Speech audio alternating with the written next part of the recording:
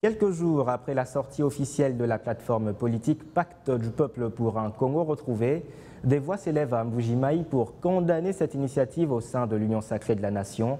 La dernière en date est celle de Serge Ngoï, analyste politique et enseignant dans une université de la place. Selon lui, le PCR de Vital Kamerhe et consorts n'est pas dicté par le souci de servir le peuple congolais. Il invite ce dernier à se tenir à l'écart de cette organisation. On l'écoute dans ce propos recueilli par Franck Bambi.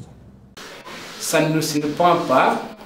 Et ceux-là qui ont conçu cette plateforme au sein de l'Union sacrée ne peuvent pas nous dire qu'ils travaillent pour l'intérêt du peuple congolais, pour autant que nous savons pour quel compte ils ont toujours travaillé depuis la nuit des temps.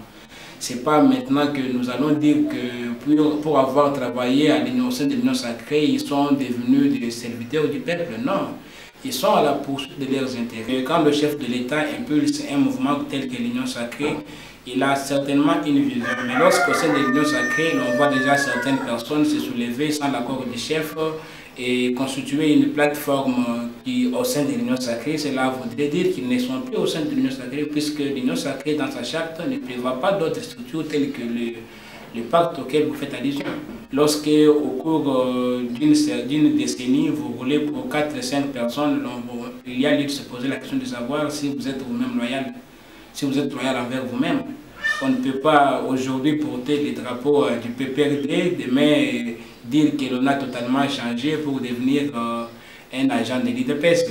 Les citoyens congolais, dès l'instant qu'ils ont confiance en notre chef de l'État, ils doivent se déterminer pour sauver la nation congolaise qui était longtemps en péril. Nous devons tout faire pour conserver les acquis. C'est tout ce que nous avons fait pour le moment. Nous devons aider les chefs de l'État à ne pas recommettre les erreurs du passé, c'est-à-dire laisser les voleurs réintégrer le gouvernement tel que nous l'avons vu la fois passée.